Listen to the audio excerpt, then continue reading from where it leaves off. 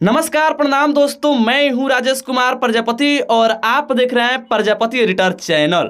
दोस्तों, आप लोग कमेंट भी कर रहे थे बहुत दिनों से कि कुंदन प्रीत का लिखा हुआ खेसारी लाल यादव जी का सॉन्ग आना चाहिए और मैं खुद बहुत दिनों से इंतजार कर रहा था कि कुंदन प्रीत जी का लिखा हुआ खेसारी लाल यादव जी का गाना बहुत दिन हो गया सुना हुआ कोई गाना आना चाहिए।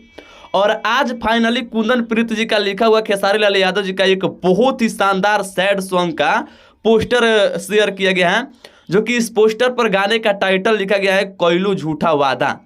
इस गाने को खेसारी लाल यादव जी गाए हैं और लॉर्ड जी का म्यूजिक है, कुंदन प्रीत जी लिखे हैं। और इस गाने को CIC पिक्चर परसेंट के यूट्यूब चैनल से 14 जून को सुबह 7 बजे रिलीज किया जाएगा।